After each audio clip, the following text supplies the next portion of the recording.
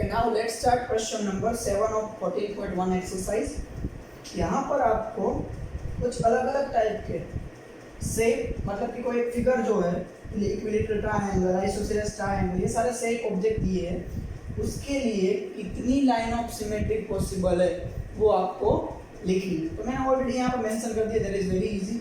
Equilateral triangle it means सारी side and सारे angle equal. जैसे मैंने पहले ही बात की थी, ये रेगुलर ट्रायंगल एक टाइप का, तो उसके पास जितनी भी साइड होगी उतनी क्या होगी, line of symmetry, like that 1 2 and this is third, so this is 3। Next isosceles triangle. Isosceles triangle में क्या रहता है कि कुछ इस तरीके से, जहां पर आपका ये दोनों साइड सिमिलर होगी एंड ये साइड जो है वो सिमिलर नहीं होगी। मतलब ये दोनों साइड अगर सिमिलर है तो ओनली वर्टिकल वे ही ऐसा पॉसिबल है कि वर्टिकल लाइन ऑफ सिमेट्री अगर आप ड्रॉ करोगे और उसके बाद आप फोल्ड करने का ट्राई करोगे तो ही वो आइडेंटिकल पार्ट मिलेंगे, नंबर 1 एंड 2। लेकिन इसके लिए जैसे हमने इक्विलेटरल ट्रायंगल में किया था, ये दोनों स्लैंटिंग पार्ट में आपको एग्जैक्टली आइडेंटिकल पार्ट नहीं मिलेंगे, तो इसके पास सिर्फ और सिर्फ एक ही लाइन ऑफ सिमेट्री पॉसिबल है। एंड थर्ड ट्रायंगल, जैसे स्केलेन ट्रायंगल को नाम से ही पता चल जाता है कि स्केलेन ट्रायंगल इट मींस कोई भी साइड इक्वल नहीं होगी, और कोई भी साइड अगर इक्वल नहीं होगी ट्रायंगल की तो कहीं पे भी आपको ऐसी लाइन ऑफ सिमेट्री नहीं मिलेगी जहां से आपको वो दोनों पार्ट आइडेंटिकल हो, तो इसके लिए 0। Next square, that is very easy. Square is also one type of regular quadrilateral, okay. और रेगुलर क्वाड्रिलेटरल इट मींस उसके पास चारों साइड इक्वल है और उसके चारों एंगल भी इक्वल है। तो यहाँ पर देखो, इसके लिए हॉरिजॉन्टल वर्टिकल, ये दोनों तो बहुत ही इजी हो जाएंगे। दोनों पार्ट कैसे भी मूव करो, कैसे भी शिफ्ट करो, आप एग्जैक्टली आइडेंटिकल मिल जाएंगे। लेकिन इसके लिए स्लैंटिंग में भी पॉसिबल हो सकता है। अगर आप प्रैक्टिकल चेक करना चाहते हो प्रैक्टिकली, तो आप एक पेज ले लेना, उसको एग्जैक्टली स्क्वायर में काट कर उसके लिए सारी लाइन ऑफ सिमेट्री के लिए आप पेज को फोल्ड करते जाना, आपको आइडिया आ जाएगा कि क्या इसके लिए कितनी लाइन ऑफ सिमेट्री पॉसिबल है। तो यहाँ पर आंसर आएगा 4। Next is rectangle. तो आप लोगों को फिगर से ऐसा लग रहा होगा कि रेक्टेंगल के लिए भी 4 आए हैं, जैसे कि ये तो इजी है, देखो मिल गई मुझे सेकंड, ये यहाँ से भी इस पार्ट को सिमिलर। लेकिन यहाँ पर अगर आप स्लैंटिंग में करने के लिए ट्राई करोगे तो पॉसिबल नहीं होगा, आपको दिखने में लग रहा होगा। लेकिन अगर आप एक प्रैक्टिकली पेज लेकर रेक्टेंगल में काट कर अगर आप स्लैंटिंग में एग्जैक्टली मिडल से अगर आप फोल्ड करना चाहोगे तो ये दोनों पार्ट जो है, कॉर्नर जो है, एजिस इसकी जो है, ठीक है, वर्टेक्स जो है वो वर्टेक्स मैच नहीं करेंगे, दैट्स व्हाई स्लैंटिंग में पॉसिबल नहीं है। तो only 2 way is possible, okay. So 2 line of symmetry इसके लिए मिलेगी। Now let's start the remaining part of the question number 7।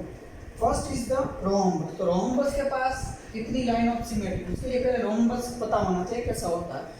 ये थोड़ा सा स्लैंट हो गया, ऐसा कुछ स्क्वायर होता है, इसके पास भी सारी साइड सेम होती है और सारे एंगल सेम होते हैं, लेकिन 90 डिग्री नहीं होते। तो यहाँ पर horizontal and vertical line of symmetry possible नहीं है क्योंकि कॉर्नर टू कॉर्नर मैच नहीं होंगे। लेकिन अगर आप दोनों स्लैंटिंग से ट्राई करो तो it is possible. So 2 line of symmetry is possible for the rhombus. And parallelogram, it means opposite sides are parallel and equal. Opposite side जो होती है वो पैरेलल एंड इक्वल होती है। तो यहाँ पर कोई भी एक ऐसी एक्सिस ऑफ सिमेट्री नहीं मिलेगी जहाँ से ये सिमेट्रिकल हो जाए, क्योंकि अगर आप चारों की 4 ट्राई करोगे और कहीं पे भी ट्राई करोगे तो कॉर्नर्स जो होंगे वो ऑलवेज मैच नहीं होंगे, दैट्स व्हाई 0। क्वाड्रिलेटरल में क्यों 0 आ है? क्वाड्रिलेटरल के कितने सारे टाइप है। क्वाड्रिलेटरल के अंदर trapezium, square, rhombus, parallelogram, rectangle, ये सारे जो है वो क्वाड्रिलेटरल्स है। तो यहाँ कोई भी क्वाड्रिलेटरल को स्पेसिफाई नहीं किया है, इसलिए हम इसके लिए कोई भी स्पेसिफाई लाइन ऑफ सिमेट्री नहीं बता सकते। Next regular hexagon. जैसे मैंने पहले बात की थी, रेगुलर वर्ड का मतलब कि रेगुलर के बाद जो भी पॉलीगॉन आपको दिया है उस पॉलीगॉन के पास जितनी भी लाइन सेगमेंट होती है, जितनी भी साइड्स होती है, उतने उसके पास लाइन ऑफ सिमेट्री होती है। तो हेक्सागोन के पास 6 लाइन्स होती है, लाइन सेगमेंट होती है, तो उसके लाइन ऑफ सिमेट्री 6 होंगी। सेम वे सर्कल के लिए बहुत ईजी। अगर कहीं पे भी आप सर्कल में आइस को क्रॉस करके अगर कहीं से भी अगर आप लाइन खींच लोगे तो वहां से वो, लेकिन सेंटर से पास होती हुई, ठीक है, डायमीटर जो होते हैं वो कितने सारे इनफाइनाइट नंबर ऑफ डायमीटर अगर प्रेजेंट है तो तो हर एक डायमीटर के लिए वो क्या हो जाएगा, लाइन ऑफ सिमेट्री पॉसिबल हो जाएगा। तो वो भी कितनी मिलेगी, infinite number of line of symmetry. Okay, now let's start question number 8। यहाँ पर मैंने थोड़े से ही पार्ट को मेंशन किया है, सिंपली मैं एक्सप्लेन कर देता हूँ। ए जो है उसमें क्या है, आपको ऐसे इंग्लिश अल्फाबेट को रिप्रेजेंट करना है जहाँ पर मिरर लाइन जो है वो वर्टिकल मिरर अगर आप पुट कर रहे हो तो वो रिफ्लेक्टेड सिमेट्री मुझे मिल जानी चाहिए। यहाँ पर हॉरिजॉन्टल के लिए एंड लास्ट में बोथ, जहाँ पर दोनों साइड पॉसिबल है ऐसे लेटर्स। तो मैंने कुछ लेटर्स ही लिखे हैं, बाकी के लेटर आप अपने आप से खुद से ढूंढ कर आप बता देना। जैसे कि मैं ए को समझा रहा हूँ, तो ए लेटर जो होता है, ठीक है, उसके लिए अगर मैं यहाँ से वर्टिकल मिरर की लाइन ड्रॉ करूँ तो देखो ये दोनों पार्ट जो है वो क्या मिल जाएंगे मुझे, आइडेंटिकल। तो ए को आपको कहाँ लिखना है, वर्टिकल में। सिमिलरली मैं डी ले रहा हूँ, तो डी के लिए क्या पॉसिबल, अगर आप हॉरिजॉन्टल करोगे तो ये दोनों पार्ट ऊपर नीचे के जो है वो क्या हो जाएंगे, आइडेंटिकल हो जाएंगे, लेकिन वर्टिकल में नहीं पॉसिबल होंगे। तो वर्टिकल में उसको नहीं लिखना, उसको कहाँ लिखना है, हॉरिजॉन्टल में। और यहाँ पर लेते हैं हम ओ के लिए, तो आपको दोनों पार्ट से मिल जाएंगे, हॉरिजॉन्टल एंड वर्टिकल, तो उसको लिखना है बोथ। सिमिलरली आपको सारे ऐसे ऐसे लेटर्स लिखने हैं, जहाँ पर मैंने यहाँ पर कुछ ही लेटर्स को मेंशन किया है, आपको अपने आप से खुद से ढूंढ कर English alphabet A to Z तक जो जहाँ पर आता है वहाँ पर मेंशन करना। लेकिन कई सारे लेटर्स ऐसे हैं जिसके लिए कोई भी लाइन ऑफ सिमेट्री पॉसिबल नहीं है, उसको आपको कहीं पे भी मेंशन करना नहीं है, सिर्फ वर्टिकल में वर्टिकल के, हॉरिजॉन्टल के एंड लास्ट में बोथ, हॉरिजॉन्टल एंड वर्टिकल दोनों पॉसिबल है वहाँ पर। Let's start question number 10। Question number 9 जो है उसमें आपको खुद से 3 ऐसे एग्जाम्पल लिखने हैं जिसको कोई भी लाइन ऑफ सिमेट्री पॉसिबल नहीं है, मतलब कि उसके पास नो लाइन ऑफ सिमेट्री हो। ऐसे आपको सेप अपने आप से खुद से सोचकर लिखना है। नेक्स्ट ए एन बी 10 के, तो इसमें क्या है कि अगर हम आइसोसेलेस ट्रायंगल ले, तो आइसोसेलेस ट्रायंगल कुछ इस तरीके से अगर लेते हैं जिसके पास ये दोनों लाइन सेगमेंट जो है साइड से वो इक्वल है और ये अनइक्वल है। सपोज ड्रॉ करने में आपको शायद डिफिनेटर जैसा लग रहा है, लेकिन आप समझ लो कि ये आपका आइसोसेलेस ट्रायंगल है जहाँ पर ये दोनों साइड आपकी इक्वल है।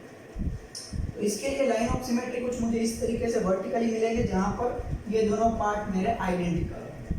तो इसकी लाइन ऑफ सिमेट्री को हम क्या बोलेंगे, तो जब भी कोई ऐसा ट्रायंगल मिले कि जहाँ पर आपका जो बेस है, ये ट्रायंगल का बेस है, उसको इक्वली 2 पार्ट में डिवाइड करे और अपोजिट वर्टेक्स को मैच करे, तो इस लाइन सेगमेंट ये जो हमें मिला, इस लाइन सेगमेंट को हम बोलते हैं मीडियन ऑफ द ट्रायंगल। तो इसको हम बोलेंगे मीडियन, ये आपको आगे पढ़ने में आ जाएगा। नेक्स्ट सर्कल की जो भी लाइन ऑफ सिमेट्री मिलती है कहीं पे भी, कितनी सारी infinite number of line segment है, जैसे कि मैंने बात की उसको सेंटर से ही ऑलवेज पास होती हुई ऐसी ही मिलेगी। तो सेंटर से जो भी पास होती है वो मुझे मिलेगी और एंडिंग पॉइंट जो है उसके सर्कल के ऊपर रहेंगे। तो यहाँ पर A to B जो मुझे एक लाइन मिलेगा, कहीं पे भी ये ड्रॉ कर लो, तो ये x एंड y, तो ये ऑलवेज मुझे मिलेगा उसका डायमीटर। तो क्या हो जाएगा, ये मुझे डायमीटर मुझे मिल जाएगा। तो ये दोनों उसके आंसर।